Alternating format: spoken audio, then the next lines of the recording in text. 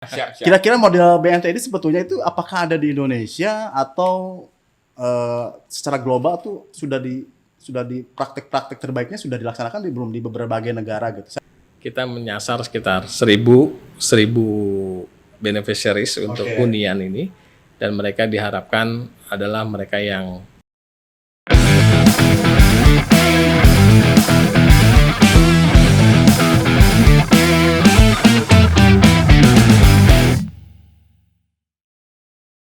Oke, assalamualaikum warahmatullahi wabarakatuh. Salam kemanusiaan, sahabat siniar insan, inspirasi kemanusiaan.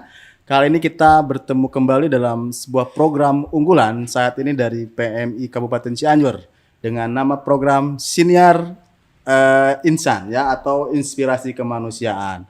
Sahabat inspirasi kemanusiaan, sebagaimana ketahui bahwa gempa yang terjadi di wilayah Cianjur pada tanggal 21 November tahun 2022 telah berdampak masif sekali ya saat ini, dan berbagai dampak saat ini di masyarakat dari mulai pada tanggap darurat dan sampai saat ini di masa pemulihan atau recovery, berbagai bantuan terus mengalir ya.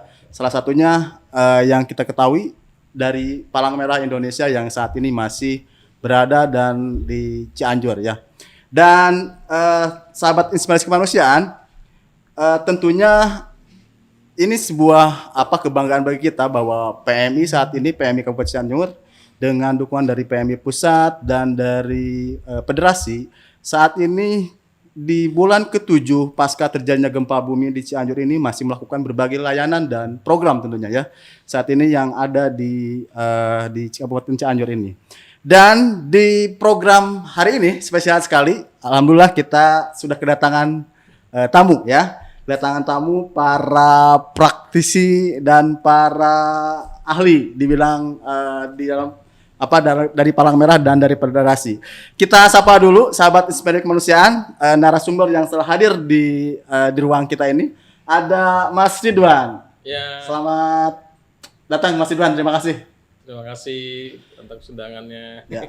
Dan yang kedua ada Mas Fadil ya, beliau dari perwakilan dari Federasi atau IFRC. Makasih Mas Fadil. Terima kasih Mas atas ajakannya. Sudah hadir Merasa ya. bangga bisa hadir di sini. Oke, terima kasih atas kedua narasumber yang sudah hadir ya di hari ini dalam program Siniar Insan Inspirasi Kemanusiaan di Kabupaten Cianjur ini. Oke. Kita ngobrol santai aja ya, Mas ya. Santai aja kita. Santai-santai. Sebagaimana kita ketahui bahwa di Cianjur ini kan sampai saat ini PMI masih melakukan dukungan ya, Mas ya. Iya, betul. Ada dari mulai pada saat terjadinya bencana gempa bumi tanggal 21 November sampai sekarang, di saat orang lain sudah pada pulang, kita masih bersamai ya di sini ya. Iya. Ya. Ini sangat menarik sekali, sahabat inspirasi kemanusiaan, bahwa pada saat terjadi bencana dan sampai sekarang berbagai program dan layanan sudah dilakukan oleh PMI tentunya di saat ini di Cianjur ini. Salah satunya yaitu dengan adanya program BNT atau bantuan non tunai. Ya, pasti penasaran ya, apa sih itu BNT ya? Dan ini merupakan salah satu program unggulan juga ya yang saat ini akan segera diluncurkan di Cianjur ini untuk para penyintas yang saat ini masih berada tersebar ya di beberapa lokasi-lokasi pengungsian atau lokasi-lokasi di tenda-tenda pengungsian pada saat ini. Kita akan nanti tanya-tanya lebih panjang lagi ya tentang apa itu BNT, kemudian seperti apa sih BNT itu dan maksud dan tujuannya ya. Nanti akan kita coba tanya kedua narasumber yang expert ya hari ini yang sudah hadir, yang kita sengaja diundang di antara kesibukannya masing-masing. Kita akan bertanya-tanya tentang BNT, dan ini sahabat inspirasi kemanusiaan, tentunya ini sangat menarik dan ini nanti bisa mengetahui lebih banyak lagi bagaimana itu tentang BNT yang saat ini akan segera diluncurkan di Cianjur ini. Pertama kita akan sapa dulu Mas Ridwan. Mas Ridwan, terima kasih ya Mas Ridwan atas kehadirannya. Itu tadi di awal kita sudah jelaskan bahwa saat ini PMI masih berada di Cianjur ya. Betul. Pada saat terjadi bencana sampai saat ini. Ya. Bisa jelaskan nggak Mas Ridwan, apa dari rangkaian dari awal sampai saat ini, apa sih program atau layanan yang saat ini masih dilaksanakan oleh PMI Pusat dan dukungan dari Federasi di Cianjur ini seperti apa? Iya.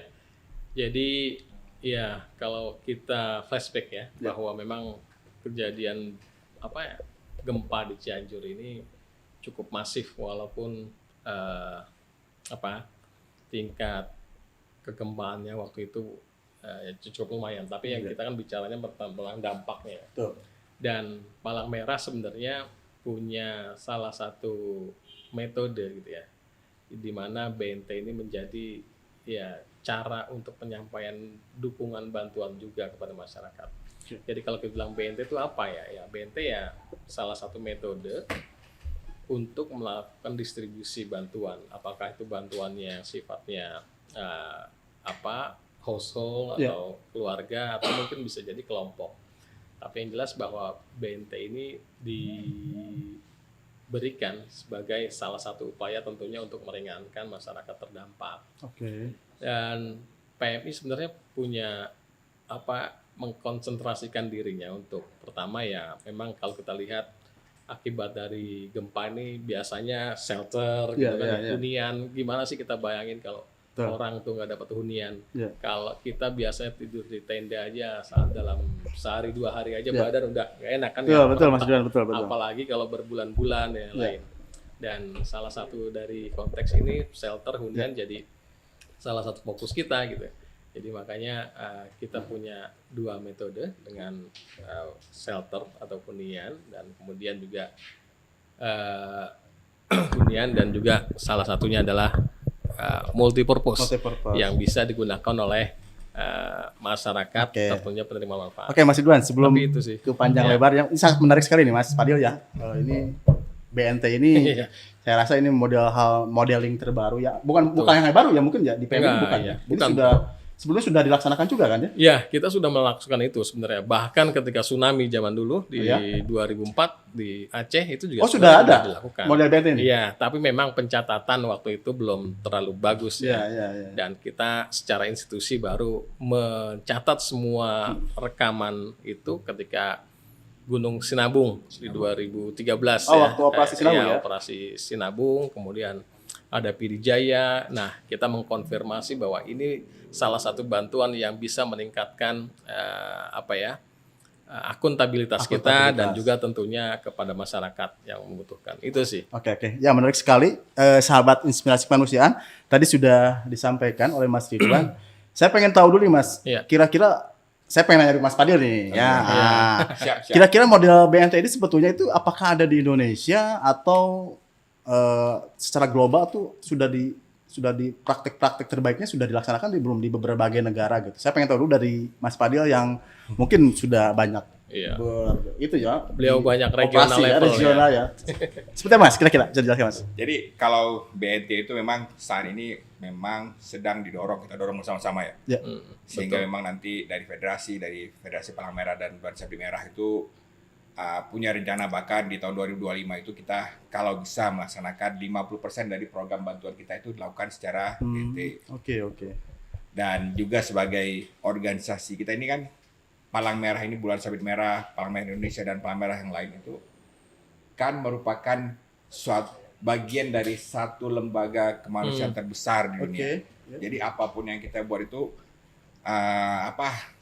mudah-mudahan ya bisa termasuk dalam skala yang cukup besar. Dan cakupannya itu ya bisa dibilang di berbagai tempat kita juga sudah melaksanakan hal tersebut gitu ya. Baik di sisi regional, waktu kita menghadapi masalah-masalah pengungsian besar di Bangladesh misalnya. Itu juga salah satu yang dibuat adalah dengan bantuan non-tunai. Ya. Karena ya sekali seperti Mas Ridwan udah sampaikan tadi, memang lewat BNT ini yang pertama kita memberikan martabat itu kepada masyarakat, kita menghargai martabat mereka. Karena ya kita membiarkan mereka untuk memilih menggunakan bantuan itu sesuai dengan prioritas mereka. Jadi sekali lagi kalau saya bilang malah sudah cukup lama BNT dilakukan, tapi memang titik awalnya itu mungkin ya di tahun 2004 itu. 2004 ya? Nah, kalau di Aceh dulu mungkin itu salah satunya British Red Cross mungkin ya yang memulai itu. Kemarin udah cukup pakai scanning retina mata itu untuk memastikan pelaksanaan itu. Jadi sudah cukup masif kita laksanakan sebagai bagian dari ini ya, Palang Merah. Palang Merah ya. Dan bulan Sabit Merah gerakan itu. Oke. Mas Fadil, ini menarik sekali. Iya. Tadi disampaikan bahwa di beberapa berbagai negara pun sudah dilakukan ya praktek-praktek modeling seperti BNT ini ya dalam pelaksanaan bantuannya. Saya pengen nanya lagi ke Mas Ridwan, Mas. Oh iya, boleh. Kira-kira sebetulnya sih tujuan utama apa sih BNT ini? Apakah yang dimandatkan PMI saat ini kepada masyarakat dengan model BNT kayak gini ya? Seperti apa kira-kira tujuannya? Seperti apa, Mas? Iya, kalau tujuan dari BNT kan sebenarnya PMI itu melakukan operasi berpusat pada masyarakatnya ya. Ya.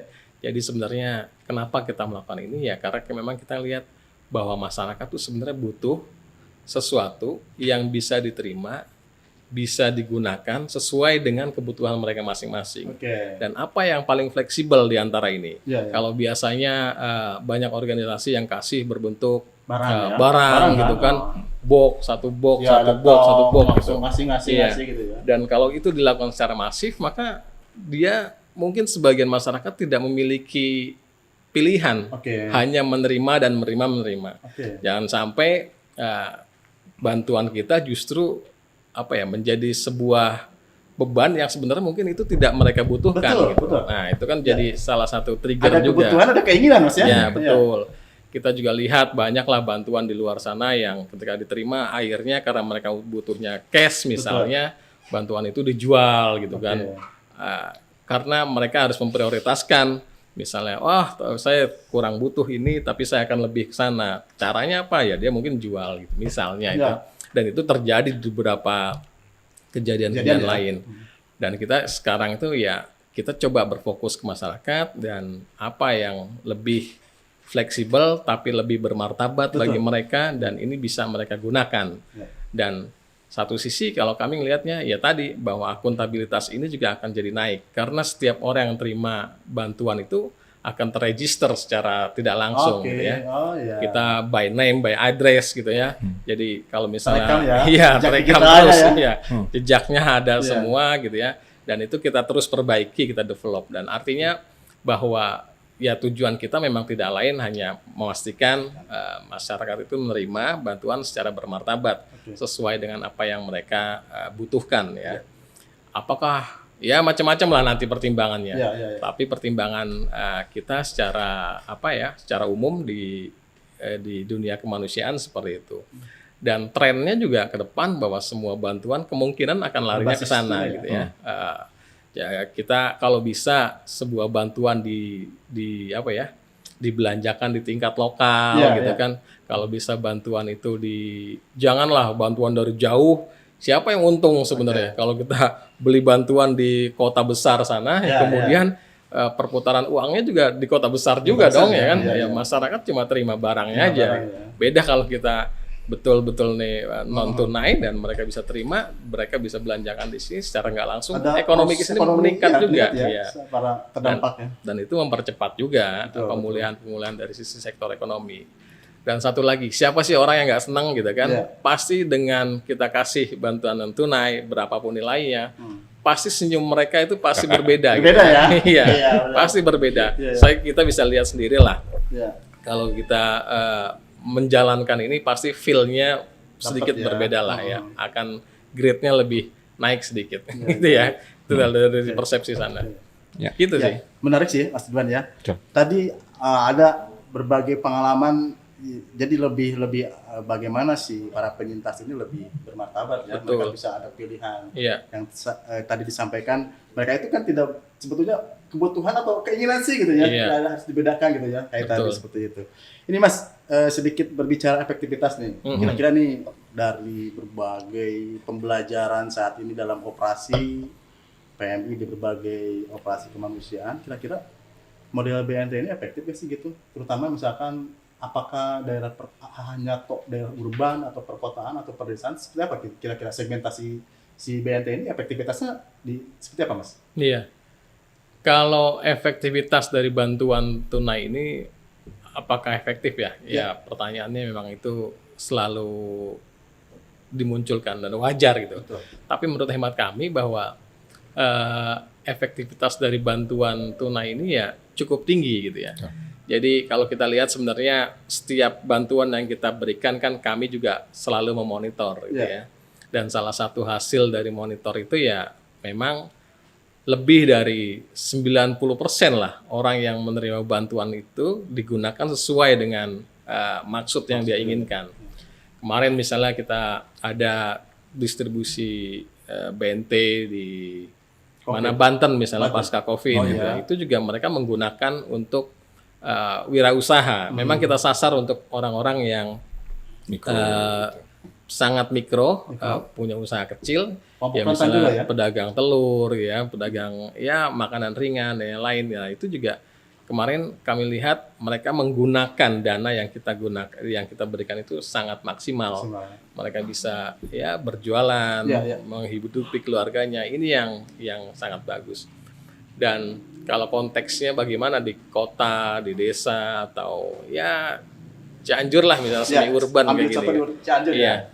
Menurut saya selama fasilitas penyedia jasa layanan keuangan itu ada, market itu ada, semua persyaratan minimal itu ada, saya yakin bisa dan sangat efektif untuk kita bisa memberikan. Dan kelihatannya juga BNT ini karena akan ada masif gitu ya, karena ini dilihat tadi bagus dan kemudian bisa generate income di tingkat bawah gitu ya. Saya pikir ini sangat bagus lah. Itu kalau kita lihat dari kajian-kajian atau hasil monitoring yang kemarin-kemarin sudah. Makasih Mas Iwan. Oke, saya pengen nanya ke Mas Fadil nih, Mas Fadil.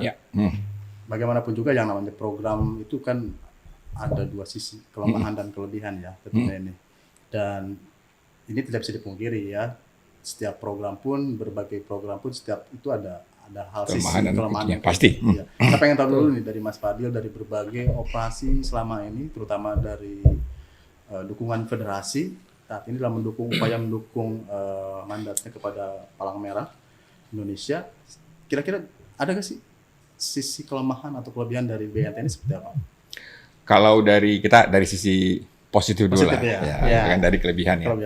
Kalau kelebihannya itu misalnya satu hal yang saya selalu pikir itu paling bagus adalah kalau dengan kita berikan bantuan secara non tunai itu kita berarti memaksimalkan nilai bantuan yang kita berikan kepada pengungsi. Nah, seperti contoh seperti ini ya.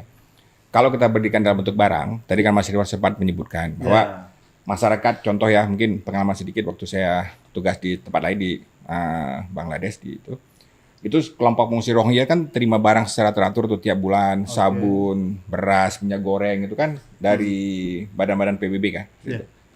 Tapi itu dan akhirnya mereka punya banyak sekali gitu. Kadang mereka punya berember-ember sabun apa semuanya karena sekali lagi pentargetan itu kan dia cuman satu keluarga dianggap 5 orang dikasih 5 seperti itu kan. Nah itu satu. Tapi akhirnya kan masyarakat, aduh saya nggak perlu sabun nih, saya perlu ikan asin gitu, saya beli bumbu. Akhirnya waktu dijual itu dengan harga yang jauh lebih murah, 50%.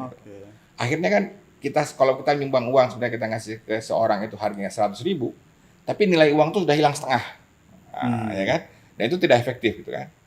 Jadi hal-hal itu yang membuat nilai bantuan itu jadi hilang separuhnya gara-gara ya masyarakat harus menjual dan menggunakan tuh yang lain. Itu kan salah satu yang kalau BNT itu ya karena dikasih uang ya mereka bisa maksimalkan apa yang mereka perlukan dan lain. Malah mereka bisa milih kualitas, jumlah, jenis apapun ya sesuai dengan mereka mau kan. Iya betul. Jadi hal kayak gitu.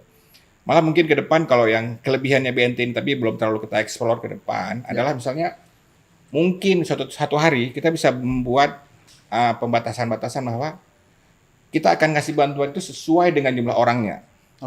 Jadi ada pembedaan kemarin antara jumlah orang yang 3 orang dalam satu keluarga itu kan dibedakan dengan jumlah orang yang 10 orang dalam satu keluarga. Karena kalau sama rata ya akhirnya jumlah nilai bantuan yang kita berikan kan tentunya tidak sesuai. Itu masih peluang yang mungkin kita bisa explore ke dalam kedepannya ya. Nah, gitu. Ya kalau kelemahannya mungkin ya karena salah satu tren ini kan semua orang mau buat BNT ya Mas Ridwan ya. Jadi waktu kita sampaikan itu kita buat, kadang-kadang kalau kita kurang berkoordinasi, artinya pasar itu yang tadinya waktu kita akses bahwa harganya tertentu seperti ini, karena semua orang mau buat BNT untuk beli beras, beli makanan dan lain-lain, akhirnya barang itu akan naik. Nah, jadi inflasi terjadi di situ karena kita tidak berkoordinasi. Akhirnya nilai bantuan yang kita serahkan kepada masyarakat yang kita harapkan untuk masyarakat beli barang tertentu atau item tertentu tidak mencukupi juga. Akhirnya kita meleset sasaran kita. Itu kan salah satu kelemahan yang kita lihat mungkin. Ada tambahan Mas Ridwan soal itu? Iya. Apa ya? Kelemahannya ya. Kelemahannya saya pikir kelemahannya ya salah satunya ketika kita memang harus punya namanya juga bantuan non tunai gitu kan.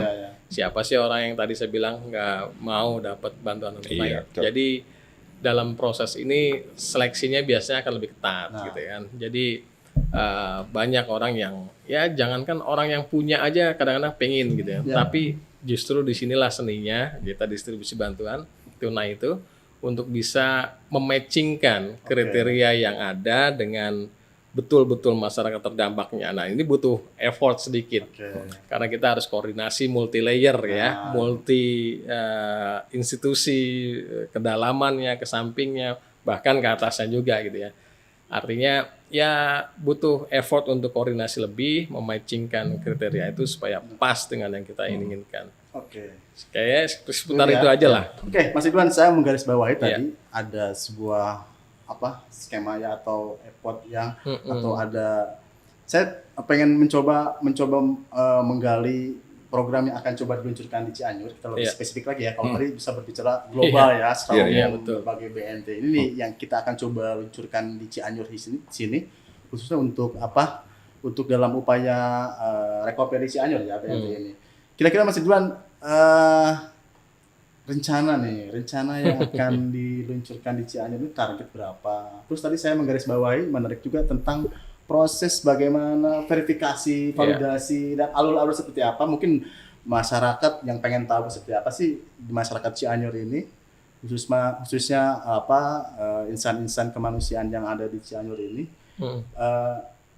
Targetnya berapa sih di Cianjur ini? Kemudian proses dari alurnya seperti apa ya, alur-alur dari mulai tadi disampaikan ya, ada verifikasi, ada validasi gitu, dari sampai nanti muncul kan ya kelompok penerima manfaat ya, KPM atau KPM ya namanya ya, KPM atau penerima manfaat, itu bisa dijelaskan Mas?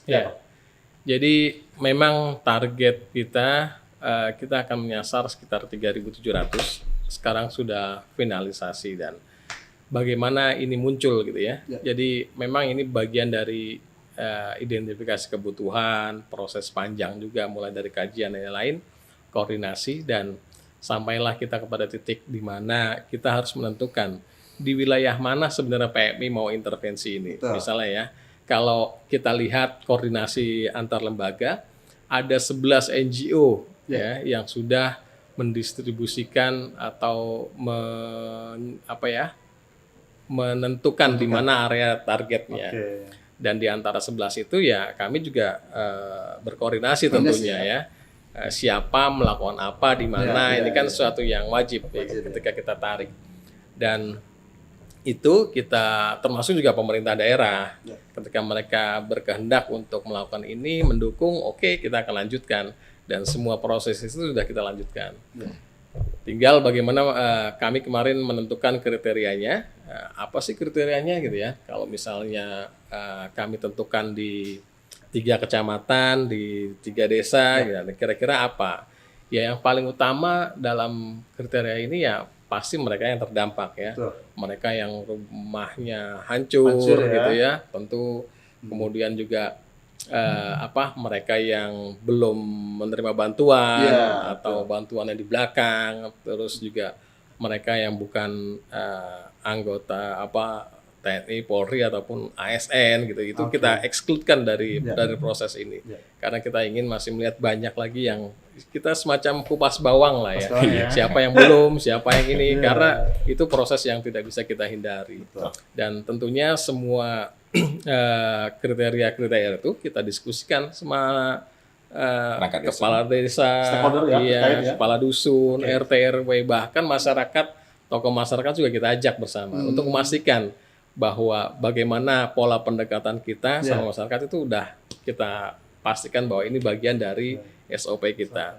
Sudah ditempuh ya? Sudah. Semua proses itu sudah kita tempuh dan Bahkan kita ada di akhir adalah validasi dari publik sendiri. Jadi nama-nama yang sudah masuk ke daftar list kita, kita Calonnya itu. apa ya, istilahnya kita taruh di lembar di informasi papan publik di kantor desa sebagai sebuah apa ya, cross check lah, feedback ya. Siapa di antara misalnya 300 orang, 100 orang, ada nggak yang kira-kira kurang cocok? Misalnya, oh si A kurang cocok karena dia sudah terima kemarin coret gitu. Ini bagian dari validasi publik yang bisa kita angkat juga gitu ya. Bahwa ini kami lakukan secara betul-betul, prosesnya kita jalanin semua dan sampai akhirnya nanti di finalisasi, maka dari situ ketika sudah feedback ya semua kita pengesahan dan kita proses lanjutannya. Karena sekali lagi yang akan mengirimkan dana itu ya bukan PMI gitu. Tapi kita pakai pihak ketiga. Gitu ya. Pihak ketiga dalam hal ini ya ada pihak ketiga yang sudah bekerja sama dengan kami secara 3 tahunan dan itu sudah komitmen di depan. Ataupun ya seperti itulah kira-kira. Jadi kita akan proses itu semua dan ini dalam tahap finalisasi. Ya, menarik Mas. Tadi ada berbagai proses yang sudah ditempuh ya. Betul. Jadi termasuk calon penerima pun itu tidak asal naruh nama kan ya. Iya. Sudah melakukan proses validasi, proses lapangan. Betul. Masuk tadi ada beberapa kriteria ya yang timbul ya. Yang kayak terdampak tersebut. Nah ini Mas, saya tertarik nih mengangkat isu inklusivitas. Nah, ini karena PM ini kan mainnya di sana, ranahnya di kelompok-kelompok rentan, aktivitas. Kira-kira yang inklusivitas itu menjadi prioritas juga ada dalam program BNT ini, Mas? Oh iya, itu pasti. Kalau tadi kita bilang kriteria umum, kriteria khususnya ya itu orang-orang yang punya kriteria khusus, itu pasti akan kita prioritaskan lebih awal. Misalnya kepala keluarga wanita, ya itu pasti kita prioritaskan awal ya. Keluarga dengan orang yang sakit dalam satu huniannya, gitu kan. Keluarga dengan anak sekolah dasar itu akan jadi prioritas kita. Nah, itu selalu gitu ya. Bahkan keluarga dengan disabilitas itu menjadi prioritas kita. Kalaupun misalnya dia ada di nomor bawah, kita angkat semua ke atas gitu. Karena ini bagian dari proses seleksi yang sudah kita bicarakan, yang sudah kita diskusikan sama perangkat desa, sama pemerintah dan lain-lain. Pasti itu menjadi prioritas pertama. Bahkan tingkat kemiskinan juga kita linkkan ke sana gitu ya. Dan ya karena semua kalau kita bicara gempa ini ya banyak terdampaknya. Tapi lagi-lagi kita harus kupas bawang lah, metode itulah ya. Kulit pertama, kulit kedua, kulit ketiga itu yang jadi bisa diterima oleh semua orang untuk kriteria kita. Siapa yang lebih berhak di antara yang paling berhak? Iya, karena harus begitu ya. PM ini kan sangat prioritas sekali ya. Betul. Kalau isu-isu inklusivitas ini bagaimana melihat tadi Mas Ridwan sampaikan bahwa ini menjadi sebuah prioritas dari penerima bantuan ini ya, seperti itu. Ini Mas tadi menyinggung tadi ada pihak ketiga ya, berarti prosesnya itu nanti seperti apa Mas, bisa dijelaskan nggak? Masyarakat itu PT Pos Indonesia ya Mas? Pengen tahu mungkin apa prosesnya nanti. Pihak ketiga dalam konteks ini tadi ya, ketika data itu sudah kita finalkan, kita tetapkan, maka kita akan mengirimkan dana itu ke pihak ketiga. Pokoknya perusahaan yang punya lisensi untuk bisa mengirimkan dana keuangan, mereka punya sistem monitoring sendiri, kita tinggal order aja. Jadi kami tinggal order, Pak, misalnya ke corporate, kita minta untuk bisa didistribusikan 3.700 KK gitu kan, kepada masyarakat di Cianjur, areanya ini dan kecamatan ini, kira-kira gitu. Dan tingkat itu kami jalan di pusat sayangnya, di tingkat pusat dan teman-teman secara teknis bisa koordinasi di sini. Ada sektor, kalau sekarang kita kerjasama dengan PT Pos gitu ya, kalau perbankan kita dengan bank, kadang-kadang kita pernah juga melakukan dengan e-money gitu ya. Pernah kita juga dengan SIM card. Kalau dulu kan SIM card bisa menerima uang ya kan. Jadi setiap orang yang punya nomor handphone ya kita transfernya ke nomor handphonenya gitu. Kita sudah banyak uji coba berbagai perangkat modalitas itu ya kita cobalah, kita pengen tahu bagaimana yang terbaik gitu. Termasuk Kira-kira juga pakai seperti voucher ya, Iya, dengan voucher komunitas. juga voucher, iya punya. Kita punya kayak apa? Kartu ya. Kartu ya. Kalau teman-teman Kartu bayar Innova. tol, Oke. tap Oke, gitu kan, oke. kita kasih aja kartunya nih sama saldonya misalnya. Tapi itu untuk yang sifatnya multipurpose ya, Multipurpose ya. yang digunakan. Mereka bisa gunakan Luar biasa. transport, Luar biasa sekali ya. belanja, TNI sudah ya. Ya. jauh-jauh hari memainkan model seperti itu ya. Karena memang dalam cash sendiri itu ada model-model misalnya ada kondisional atau bersyarat atau unkondisional, artinya dan juga ada istilahnya itu ada restricted atau ada batasan gitu. Oke. Nah, kalau misal kondisional itu misalnya ya kalau yang kita buat di sini tidak bersyarat. Artinya orang itu ya tidak harus melakukan sesuatu atau melakukan kewajiban untuk mendapatkan bantuan. Jadi tidak bersyarat. Dan karena bentuknya uang, kan PT Pos kan bentuknya uang cair gitu ya. Itu juga tidak ada pembatasan. Gitu. Jadi kalau istilahnya itu unrestricted, nah, jadi uang itu bisa dipakai untuk apa saja. Gitu. Walaupun kita berusahakan mengarahkan agar misalnya kalau untuk hunian ya, kita usahakan agar barang-barang dibeli untuk hunian. Gitu ya. Kalau misalnya secara teorinya itu ya, kalau kita mau membatasi itu ya, biasanya kita berikan dalam bentuk voucher. Karena voucher itu cuma bisa diuangkan di vendor ya. Kalau uang ya, kalau terima uang kita nggak bisa batasin gitu ya, karena ya bebas. Gitu. Ini Mas tadi disinggung Mas Fadil untuk peruntukan BNT ini yang akan coba diluncurkan di Cianjur itu sebetulnya untuk apa saja sih? Apakah ada model apa aja? Apakah untuk tadi ada untuk shelter atau untuk apa? Iya. Kalau yang Cianjur saja berarti Cianjur ya. saja kira-kira siapa yang mau di Yang Cianjur tuh pertama ya ada multipurpose. Multipurpose. Multipurpose artinya masyarakat bisa menggunakan sesuai kebutuhannya gitu ya. Karena kita mempertimbangkan ya macam-macam lah ya. Tadi kebutuhannya dan angka ini sesuai dengan angka yang telah ditetapkan, dikoordinasikan secara nasional.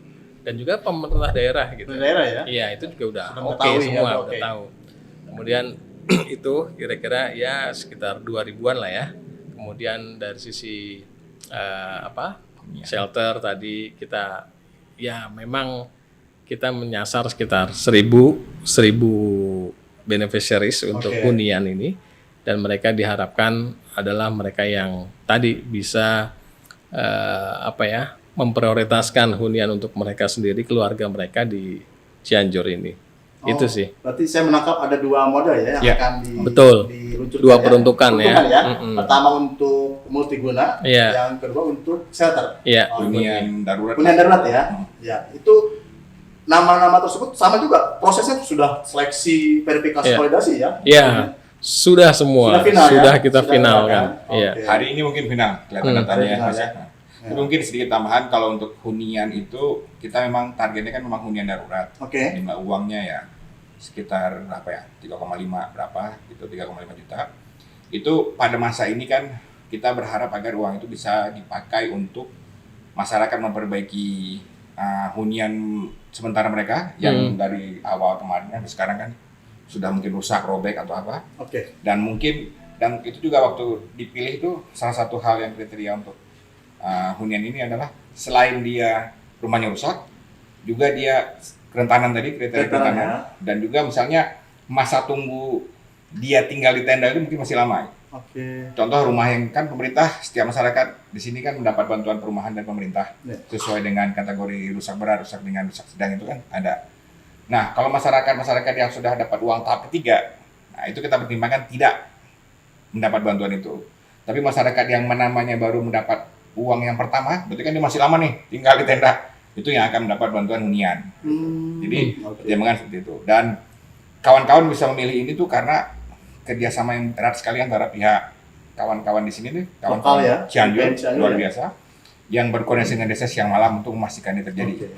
Dan sekali lagi ya kita, karena kita juga bagian dari pemerintah, auxiliary government itu, kita sangat melibatkan pemerintah, data dari mereka, data awal dari Inaris, kita verifikasi dengan desa, koordinasi intern kemudian kita verifikasi lagi untuk memastikan itu. Kemudian tadi Mas Ridwan sebutkan, kita taruh tempat umum lagi, masyarakat bisa lihat, kita kasih sanggah 3 hari, sehingga masyarakat bahwa ini udah pasti.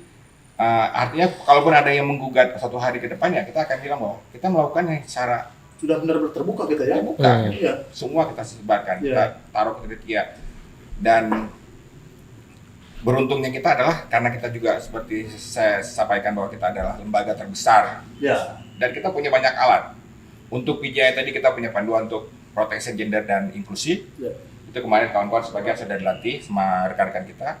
Terus untuk melakukan pelibatan masyarakat, akuntabilitas, kita punya namanya Community Engagement Accountability, yang kita maksudnya memastikan bagaimana masyarakat kalau mengeluh itu kemana keluhnya. Saluran informasinya seperti apa ya? Ya, kemudian bagaimana kita tanggapin gitu kan? Karena ada tanggapan ya, kita nggak bisa langsung percaya Mas ya. Betul. Kita harus periksa dulu, kita harus verifikasi bahwa betul masalahnya itu ada. Gitu. Jadi hal itu memang kita tekankan betul. Jadi kalaupun nanti ada kesilapan pasti ada peluang gitu. Kita akan berusaha meminimalisir sekecil mungkin gitu ya dengan segala tools yang kita punya. Mungkin satu lagi yang saya betul tekankan adalah soal perlindungan data. Karena kita berurusan dengan data masyarakat ini sangat sensitif ya. Sangat sensitif karena kita minta nomor mereka secara lengkap, kita tahu informasi seperti apa. Tapi sebagai bagian dari gerakan Palang Merah, kita sudah punya tuh namanya polisi untuk kebijakan untuk dalam melakukan proteksi data. Artinya data-data yang kita simpan di situ itu juga ada dirahasiakan ya. Jadi kita harus yakin kalau misalnya waktu kita milih vendor kan Mas, Mas ingat bahwa itu PT Pos Indonesia itu atau vendor-vendor yang lain itu harus meyakinkan bahwa mereka punya prosedur untuk perlindungan data. Karena datanya kita kasih mereka, ya kan? Kemudian data itu tidak akan tersimpan selamanya. Ada waktu tertentu yang akan kita hapus gitu. Jadi hal kayak gitu ya akan kita lakukan. Jadi masyarakat kalau Red Cross minta data, insya Allah aman. Kita karena punya budaya untuk melakukan perlindungan data dengan baik seperti itu. Itu hal-hal yang kita punya gitu. Iya. Ya, wajib. Berarti sudah tadi yang disampaikan Mas Fadil ada toolsnya juga ketika masyarakat bisa mengeluh, kemudian ada masyarakat yang komplain, itu sudah ada tuh yang ada tersendiri ya, sudah disiapkan sendiri ya. Tadi apa namanya? CA ya? CA. Community Engagement Accountability. Itu malah contoh satu hal yang ringan ya. Pada saat kita mengambil foto orang, itu kita harus minta mereka, Bu, fotonya saya ambil, konsen gitu ya. Mungkin Mas kawan-kawan data bahwa ini fotonya boleh nggak nanti kita pakai suatu hari untuk dipublikasi di terkait dengan merah. Kalau mereka bilang nggak boleh, kita nggak sampai ya bisa memaksakan kan? Nggak bisa. Bagaimana foto anak-anak ya Mas? Nggak boleh, kita harus sangat-sangat melindungi ya. Sangat-sangat gitu. Para penyintas tersebut ya, privasinya ya dalam konteks privasinya. Ini Mas tadi sedikit menyinggung tentang shelter ya tadi ya. Ada bantuan untuk shelter juga kan ya. Kira-kira untuk bagaimana si bantuan non tunai ini tepat sasaran. Arti tepat sasaran ini benar-benar diperuntukkan untuk si barang-barang tersebut. Kira-kira PMI ada model evaluasi atau controlling atau pendampingan seperti apa sih untuk benar-benar memastikan tentunya ya si bantuan tersebut untuk dibukin untuk rumah kesehatan darurat tadi yang disampaikan, kemudian benar-benar mengikuti kaidah-kaidah standar dalam pembuatan shelter darurat. Itu seperti apa Mas kira-kira? Iya. Mas, sebenarnya kita pengen kan pembangunan yang lebih baik ya. Karena kita tahu azabnya adalah gempa bumi gitu ya. Yang mungkin itu juga bisa terjadi. Dalam konteks ini bagaimana kami mencoba mendekatkan masyarakat untuk sesuai peruntukannya? Ya, pertama kita lakukan itu di depan gitu ya. Kita koordinasi lah, Pak, Ibu gitu ya. Kalau Bapak bersedia untuk membangun kembali hunian sementara, kemungkinan untungnya PMI ada dukungan untuk itu ya. Monggo dilakukan dengan sebaik-baiknya kira-kira gitu ya. Ini beberapa desain yang kami berikan sesuai dengan koordinasi dengan yang lain-lain.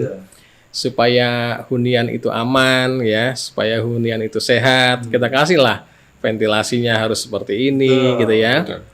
Kita kasih jaraknya harus seperti ini, kemudian ketinggian dari lantainya harus seperti ini ya. Hal-hal kecil itu kita informasikan, kita sampaikan. Bahkan kita buat dalam satu booklet lah kira-kira ya. Media itu yang bisa kita kasihkan ke mereka. Jangan menggunakan bahan ini gitu ya. Karena bahan ini berbahaya Pak kalau apalagi efeknya kepada kesehatan misalnya. Dan itu jangan sama sekali kita tidak gunakan, dilarang lah ya. Dan kita selain di depan ya kita nanti akan ada monitoringnya juga. Monitoring namanya pos distribution monitoring ya. Monitoring pasca distribusi dan itu akan kita lakukan kira-kira 2 minggu lah. Memang itu lebih kepada memastikan bagaimana penggunaan dana ini digunakan oleh Gunakan mereka. ya, sama Jadi penerima selain di manfaat, depan ya. kita informasikan, Oke. kita komitmenkan, dan di akhir juga nanti akan kita cek gitu ya untuk semuanya itu. Mungkin itu bagian dari proses ini ya yang dilakukan untuk bantuan online ini. Itu sih Mas. Mungkin Mas, bisa menambahkan ya, mungkin? mungkin karena contoh mungkin di tiap distribusi itu kita juga punya exit survey, yaitu Mas ya. Itu kita memastikan agar layanan pada saat tersebut biasanya itu memang hanya khusus untuk bagaimana masyarakat itu dilayani pada waktu melakukan penerimaan uang. Cairan ya. Pencairan. Proses Jadi kita distribusi. lihat apakah hal-hal ini lengkap, untuk punya tempat untuk bernaung lah, punya kamar mandi, punya untuk menyusui anak dan lain, itu kita pakai Betul. exit survey gitu kan. Kalau yang PDM itu tadi seperti Mas Irwan tadi sebut, itu lebih bagaimana kita meninjau soal peruntukan tadi, tapi itu mungkin fokusnya lebih kepada bagaimana kita menjalankan program ini yang sama ke depan gitu kan. Jadi apa yang harus kita tambahkan gitu kan.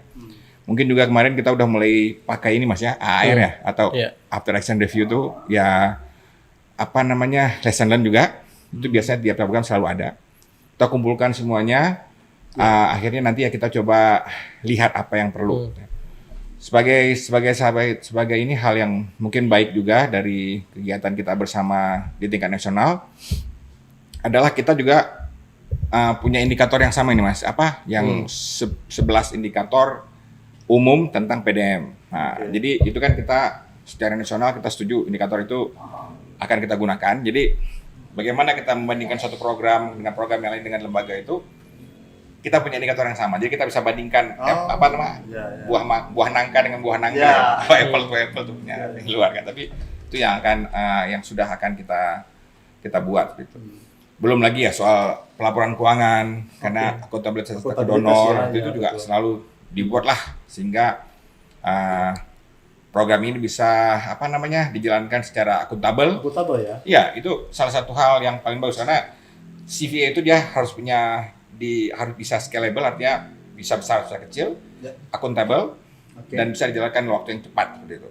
Mungkin ya kita sedikit di waktu cepat nih harus kita tingkatkan sedikit lagi, tapi ya itu kita menuju ke arah sana gitu. Itu lah kurang lebih. Untuk target sendiri Mas, misalkan di Cianjur ini rencana di minggu keberapa kira-kira ini? Mungkin masyarakat Cianjur pengen tahu, mendapat informasi. Ada gambaran mungkin dari sekarang gambaran seperti apa? Iya, target kita di minggu ketiga inilah. Minggu ketiga ini moga-moga bisa. Besok kita akan submit dokumen kita ke mitra kita, ke pihak ketiga untuk bisa diproses lebih lanjut. Cek semua data validitasnya lagi gitu ya. Karena selain kita dicek, ya di pos juga dicek gitu ya. Karena data dimulainya ya dari bawah dulu lah. Kalau dari bawah ya kemudian naik ke atas, dan kita bisa pastikan bahwa semua data itu tidak ada yang duplikasi. Gitu ya. Semua sistem udah kita jalankan semua. Kira-kira gitu. Dan moga-moga minggu ketiga itu udah bisa terdistribusi semua. Sekarang waktunya koordinasi yang erat dengan pos, ya, kapan dan di mana. Kira-kira minggu ketiga itu. Berarti sudah mulai kelihatan lah ya. Ya, iya dong. Sudah wajib kelihatan. Karena ya bagaimanapun juga kan masyarakat Cianjur, para penyintas ya saat ini sudah menantikan lah ya, dengan para beneficiaries atau KPM penerima manfaat ini. Saat menantikan sekali model bantuan seperti ini ya, kalau saya lihat gitu. Ini Mas, tadi saya di awal sudah disinggung juga sih ya, berbicara kris kanan ya. Mungkin kan yang namanya bantuan ini kan bagaimanapun juga ya pada mau gitu ya. Riskan nggak sih Mas kira-kira? BNT ini riskan nggak, atau potensi celah-celah membuka ruang-ruang konflik sosial atau ada nggak kira-kira? Karena mungkin salah satu hal yang soal pengumpulan data itu kan satu hal yang riskan ya. Tapi saya mungkin meng-highlight juga bahwa potensi riskan dari sisi pengumpulan data itu mungkin sedikit dikurangi karena PMI juga punya namanya sebagai ranger ya Mas ya. Dan itu juga cukup mumpuni lah untuk kita jalankan. Jadi kalau orang lain itu pakai Red Rose dan lain-lain, kita punya Cyber Ranger, dan itu ya buah tangan kawan-kawan IM atau PMI sendiri. Itu hal yang kita harus bangga gitu, dibanding dengan palang merah lain. Modal seperti apa Mas? Sistem atau aplikasi atau itu semacam aplikasi yang kalau pengumpulan data real time sampai ke sana. Dan kawan-kawan bisa cetak kartu di situ pakai kode QR gitu kan. Jadi diklik di situ langsung terekod bisa juga sorting. Nanti akhirnya kita bisa analisa data itu di akhir, ada dashboard yang kita kontrol dan lain-lain. Itu satu hal yang kita bisa minimalkan, gitu kan. Dan juga yang soal bagaimana melaksanakan, kita juga punya SOP, itu juga satu hal yang alat untuk mengurangi itu, gitu kan. Tapi riskan-riskan yang lainnya itu banyak, misalnya ya yang kadang-kadang kita nggak bisa kontrol. Betul. Contoh misalnya gini, ada satu daerah yang tidak semua orang dapat bantuan, gitu kan. Tapi di situ lurahnya itu merasa bahwa wah saya harus melakukan hal yang baik nih. Jadi 5 orang yang dapat ini, uangnya kumpulin kita bagi semua, gitu kan. Dari satu sisi ya itu mungkin terkesan adil ya. Tapi dari sisi yang lain bahwa mungkin orang yang kita pilih itu dudukannya itu memang paling bawah gitu. Ya kan? Jadi sisi equality-nya itu kesamaan dengan kesetaraan itu kan. Kadang-kadang kalau kita sengaja ngasih bantuan agar orang yang duduk bawah ini biar bisa naik ya.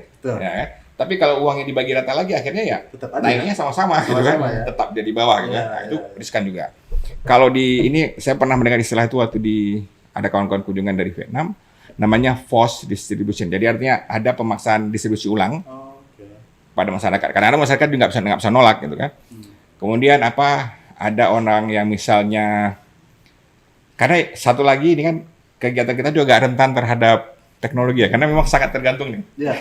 Sementara ini masih tergantung karena kita ngumpulin data online, maksudnya tiba-tiba nanti internetnya rusak, itu juga salah satu hal yang risiko. Tapi ya sekali lagi, selalunya kita selalu punya analisa risiko di depan, bisa analisis ya. Dan itu selalu kita jalankan. Jadi kita semua apa-apa yang ada, misalnya bisa saja misalnya dari sisi pengurusnya misalnya, ini pengurus calon partai tertentu, dia datang ke sana gitu kan, aduh ini bisa jadi kampanye gitu kan, jadi partai lain bilang wah bapak ini kampanye, itu semua kita deteksi ya, sudah ada proses itu ya. Kita punya risk analysis dan kemudian kita nilai nih, kalau nanti setelah kita melakukan treatment nilainya itu turun dan akhirnya kita buat di pemetaan itu kita lihat proses pemetaannya bahwa semua nilai yang kita dibuat itu mengumpulnya di titik yang aman, di titik hijau atau paling nggak kuning gitu ya, bukan di merah atau hitam, berarti wah ini bisa kita jalankan. Jadi kita tidak langsung gerak-geruk bikin, nggak. Banyak hal yang kita pertimbangkan, mungkin sampai 20-30 komponen kita bahas sama-sama dengan kawan-kawan, sehingga itu mengurangi risiko yang akan terjadi nanti. Itu selalu kita perkirakan. Banyak sekali risiko mas, banyak sekali ya. Jadi berbagai langkah upaya untuk meminimalisir itu PMI sudah lakukan ya. Hal-hal tadi untuk mencegah hal yang potensi risiko itu kita sudah ada tim untuk melakukan risk analysis seperti itu ya. Kira-kira mas, saya pengen tahu nih di berbagai pengalaman operasi di berbagai Indonesia daerah ya kira-kira potensi keriskanan dalam ini apakah sudah bisa diminimalisir atau seperti apa mas kira-kira? Ya, kita tadi Bang Fadli bilang risk analysis itu sesuatu yang harus dilakukan gitu ya. Bahkan banyak orang yang nggak percaya ketika kita distribusi bantuan non tunai di Semeru. Oh, Semeru nggak mungkin lah bisa bantuan non tunai itu di sana karena tipikal karakteristik masyarakatnya seperti ini saling cemburu, saling curiga, saling ini ya. Ya itu memang persepsi orang seperti itu. Tapi kan kita juga sudah meregister risiko itu. Tapi bagaimana kita melakukannya gitu kan? Tadi mulai dari mana kita komunikasinya kan? Apakah kita hanya percaya misalnya perangkat desa ya? Kan enggak juga kan gitu. Kita masuk juga ke tokoh masyarakat bagaimana ini dilakukan. Jadi seperti itu dan siapa yang harus menerima ini dan ini merupakan menurut saya pendekatan yang memang justru cara-cara itu untuk minimalisirnya gitu ya. Dan kita juga bahkan memikirkan kemarin zaman COVID, gimana kalau distribusi itu orang pada kena COVID gitu, sementara nggak boleh ada kerumunan gitu kan. Nah ya ada COVID, ada challenge ya, tapi kita juga harus bisa overcome-nya gitu ya, harus bisa mengatasi ini. Ya caranya ya kita minta tetap misalnya ketika distribusi ya Bapak Ibu harus cuci tangan, harus menggunakan masker, sesuai kita ikutin protokol pemerintah yang sudah ditetapkan lah ya. Jaga jarak gitu ya. Makanya kita selalu kemarin waktu zaman COVID ya memberikan di tempat yang space-nya lebih bagus lah ya. Tidak berkerumun di satu tempat gitu ya. Ya selama pandemi resiko penularan itu masih ada, ya kita akan terapkan itu gitu. Kita akan tetap menerapkan itu dari sisi risiko-risiko penyakit, risiko yang kaitannya tadi. Bahkan kita minta kalau Bapak Ibu ini jangan sampai hilang misalnya kan ketika mereka ambil bawa tahu-tahu hilang, ya itu juga mohon semua tanggung jawab sudah ada di Bapak Ibu kalau misalnya teman-teman sudah menerima, dan silahkan dijaga dengan baik gitu ya, dan gunakan. Itu sudah kayak literasi finansialnya juga perlu kita upgrade, perlu kita informasikan bagaimana mereka menggunakan, mengambil sampai menyimpan, kalau perlu disimpan, kalau gunakan ya gunakan gitu. Ya itu aja sih Mas, resiko harus kita register di depan. Dan penting yang tadi saya menggarisbawahi itu koordinasi juga ya. Ya, betul. Semua unsur ya, baik betul. di tataran pemerintah daerah sampai ke grassroots, artinya betul. Pihak desa ya, dan itu harus terinformasikan ya. Ke tokoh-tokoh ya, tokoh masyarakat juga terinfokan. Satu hal penting lagi adalah kita kan PMI ini punya sumber daya sampai ke daerah ya. Nah, itu yang jarang yang mungkin lembaga lain punya gitu. Kelebihannya di sana PMI itu. ya, Jadi punya kekuatan ya. Jadi kalau kita kerja di daerah itu biasanya kawan-kawan daerah itu sudah tahu bagaimana lingkungan kerjanya gitu kan. Dan sekali lagi nih, menjadi bagian dari suatu lembaga yang terbesar di dunia, saya akan selalu ulang itu adalah misalnya kita punya kerentanan nih tentang sumber daya manusia yang kurang misalnya.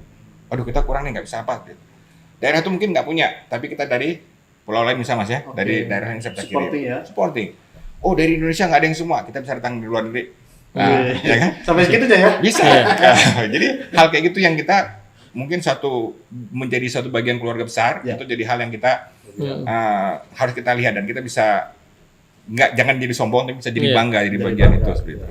Itu yang sangat, saya pikir sangat mungkin suatu hari beberapa kali PMI mengirim timnya keluar gitu, dan sebagai bagian dari itu tidak menutup kemungkinan Mas ya. Tidak. Kalau misalkan pembelajaran terbaik di Cianjur ini ya misalkan sukses gitu loh ya, program ini menutup kemungkinan ya.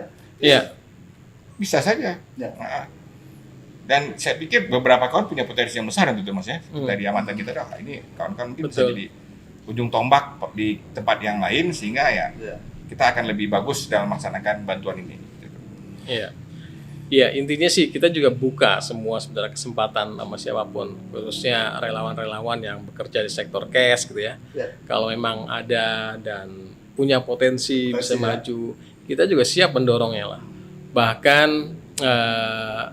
sebentar lagi akan ada pack training gitu ya di Turki. Karena Turki adalah negara dengan distribusi cash terbesar, lebih dari 1 juta untuk population movement. Maka itu jadi pembelajaran terbaik menurut saya untuk bisa kita turut serta di sana. Dan saya pikir kalau ada relawan-relawan yang siap untuk memfokuskan diri gitu ya dalam dunia bantuan ini, kita siap lah untuk kirimkan ke sana. Luar biasa. Itu juga sih. Jadi itu yang tadi disampaikan Mas Iqbal itu fact training itu kayak semacam sebuah pelatihan atau apa? Jadi itu kayak pelatihan, tapi level regional, global, lintas negara gitu ya. Jadi kalau misalnya siapa yang ya minimal requirement-nya ya bahasa Inggris umum lah ya, kemudian juga sudah berpengalaman di dunia kebencanaan, ya kami siap untuk bisa belajar lebih lanjut gitu ya. Kalau di Indonesia ini mungkin levelnya masih berapa ya? Puluhan ribu lah, 10.000, 15.000 gitu ya. Di Turki itu udah jutaan ya. Penerima manfaatnya jutaan karena population movement akibat dampak perang, akibat dampak ini. Jadi masyarakat pada lari ke sana semua. Ya, dan kebetulan mereka ada distribusi cash. Distribusi sejuta orang kan juga nggak mudah, apalagi orang yang ID-nya nggak ada gitu misalnya. Dan lain-lain. Jadi saya pikir ada challenge baru dan teman-teman kalau siap untuk upgrade dirinya, kita siap lah untuk menjadi bagian dari promotor untuk teman-teman relawan ini. Gitu sih Mas. Dan dalam kemungkinan menariknya. Pembelajaran ketika sukses di Cianjur juga bisa disampaikan di global. Betul, juga kalau misalkan program ini. Benar. Itu tidak menutup kemungkinan. Iya. Tapi mungkin sedikit catatannya Mas ya. Kalau untuk mengikuti PEC itu memang PEC itu kan namanya Practical Emergency Cash Training gitu kan. Itu sama seperti salah satu kayak memang ya. Jadi ada resource internasional itu yang kita akan kirimkan orang, dan salah satu persyaratannya adalah bersedia di deploy setelah lulus gitu. Mas Ridwan saya juga udah, ada beberapa kawan PMI dan Federasi juga udah ikut di situ gitu kan. Tapi sekali lagi itu kawan-kawan itu harus aware juga bahwa kita juga harus ikut ada beberapa tertentu ya Mas ya. Pelatihan tahap 1, tahap 2 itu. Tahapan ya? Ada Seleksi. ya, mungkin pelatihan Moodle training artinya pelatihan internet. Dipakai daring, tapi dia punya waktu tertentu yang palang merah Spanyol buat ya. Tapi mungkin ke depan kita akan coba ajukan lagi Mas ya, mungkin yang sedang akan kita buat pelatihan ini minggu depan atau kita mulai bangun pelatihan kurikulum yang SKKN itu untuk pelatihan cash. Nah, ke depan itu kita ajukan mungkin bisa menjadi acuan sehingga kawan-kawan yang ikut pelatihan itu bisa dianggap sudah ikut pelatihan yang prasyarat untuk mengikuti back training tadi. Itu yang mungkin kita sedang dalam proses untuk membuat itu juga. Luar biasa sekali ya. Jadi BNT ini yang saya tahu ini hanya sebatas modal sebuah bantuan yang disampaikan. Ternyata ada trainingnya juga. Oh iya. Ada proses tadi yang pembuatan modul kayak gitu ya. Iya. Tapi mungkin satu hal lagi yang mungkin kita masih ada lagi perlu potensi untuk dikembangkan adalah saat ini kan kebanyakan memang dalam respon bencana ya Mas ya. Disaster management masih dalam scope itu. Tapi ke depan mungkin akan ada lebih ke sektor gitu. Bisa sektor livelihood, untuk bagaimana kita membantu masyarakat memulai penghidupan mereka gitu kan. Kesehatan mungkin. Kesehatan ya. Kesehatan misalnya seperti tadi. Kalau memang dia perlu kebutuhan sabun dan lain-lain itu, tentunya kalau kita kasih terus-terusan ya, kan ya ngapain uang seperti itu banyak. Tapi kalau kita kasih uang yang kira-kira dirimu cukup beli odol, beli apa semua yang kita itu, sesuai kebutuhan mungkin mereka akan lebih lebih bermartabat juga ya. Maksudnya lebih tepat guna. Ya, betul. Jadi ya orang akan beli odol saja mungkin nggak usah 3, 2 aja cukup gitu. Betul. Lainnya beli yang buat obat apa gitu.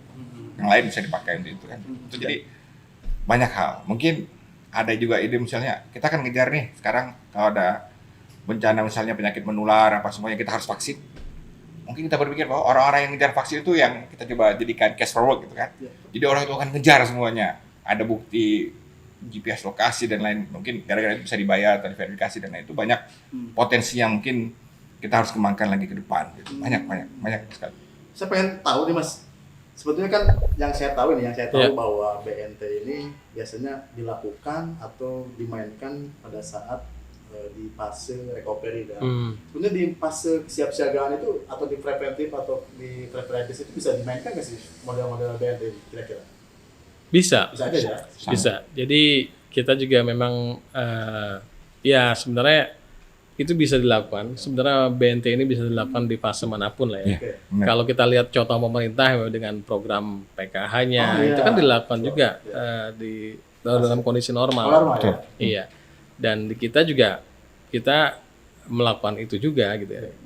Misalnya ya sekarang kita dalam program penjajakan juga nih bagaimana kita isu-isu kesehatan misalnya, isu-isu nutrisi itu kemarin isu-isu air yang kebutuhan air menghadapi drought atau kekeringan itu kan juga sudah kita distribusikan dengan air bersih, air minum dan lain-lain. Dan ini jadi sesuatu yang pembelajaran yang bagus lah kita untuk Palang Merah di semua sektor gitu. Mungkin sedikit tambahan bahwa saat ini kita mungkin masih bermain di level user gitu ya. Jadi artinya yang kita kasih itu masyarakatnya. Tapi ke depan kita mungkin bisa bermain menjalankan itu di level penyedia layanan. Artinya tuh yang penyedia layanan misalnya contoh lah misalnya di Cianjur ini ya, kan kita penyediaan air itu kan pakai truk tangki ya. Nah, apa mungkin misalnya ada beberapa potensi kemarin kita coba jajaki ada satu daerah atau perusahaan atau yang dia itu punya air, sumber air. Yang dulu itu dia menyalurkan pipa itu, tapi masyarakat bayar jasanya kepada penyedia air tersebut gitu.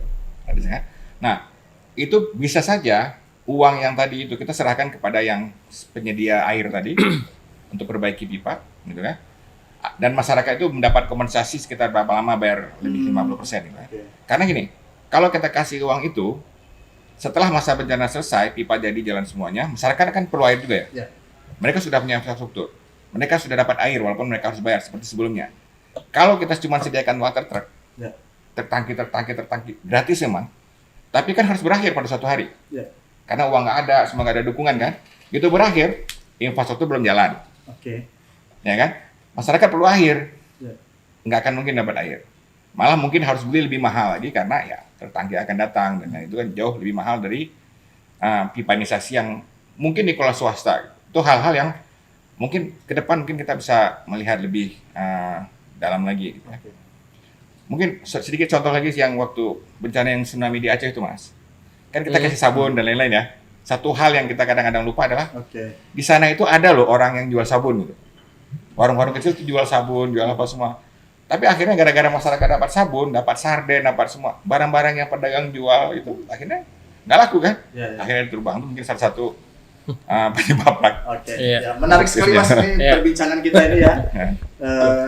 Insan kemanusiaan di seluruh Indonesia. Menarik sekali dari berbagai perbincangan tadi yang disampaikan tentang BNT ini. Paling tidak ini sebagai bentuk komitmen kita ya. Komitmen kita dari PMI dan gerakan.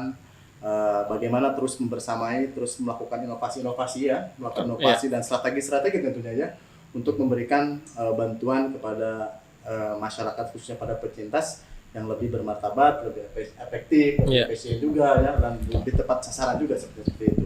Sampai tidak terasa perbincangan kita ini sudah di penghujung waktu ya. Semoga ini bisa menginspirasi ya. Benar Mas. Menginspirasi kepada masyarakat khususnya di Cianjur dan yang lainnya bagaimana ini sebuah komitmen kita PMI untuk terus membersamai dalam operasi di Cianjur. Mungkin terakhir closing statement seperti apa Mas? Ada yang disampaikan dari Mas Ridwan dan nanti Mas Fadil seperti apa? Iya.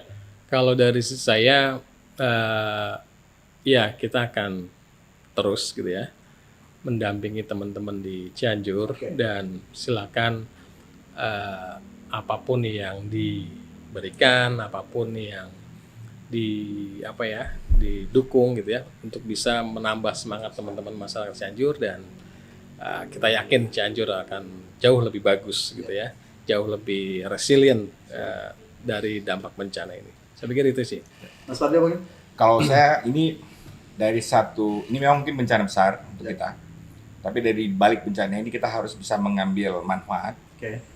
Nah, karena ini juga, ini mungkin saya bisa sampaikan bahwa bantuan BNT ini mungkin 75% dari total anggaran Mas ya, yang untuk ini ya. Jadi kawan-kawan harusnya bisa menggunakan kesempatan besar untuk dalam penerapan kegiatan ini tuh untuk belajar.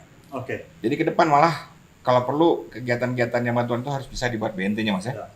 Dan kalau perlu pengetahuan dan lain-lain mungkin kita akan bisa bantulah untuk melatih ini dan saya pikir masa sih nggak ada yang kawan-kawan dapat untuk ke depan pelajari selama ini ya. Itu juga kapasitas juga harus terbangun lah. Terima kasih sekali lagi atas kehadirannya Mas Ridwan dan Mas Fadil. Terima kasih banyak Mas. Yang sudah hadir ya di program Siniar Inspirasi Kemanusiaan ini. Insan kemanusiaan sudah tidak terasa kita sudah di penghujung waktu dan sampaikan kritik saran dan masukan dalam program ini bisa langsung nanti chat atau komentar atau DM di di media sosial yang sudah kami siapkan. Dari saya demikian saya tutup untuk kegiatan ini. Terima kasih atas kehadirannya. Terima kasih. Assalamualaikum warahmatullahi wabarakatuh dan salam kemanusiaan. Sultan berkata. Waalaikumsalam.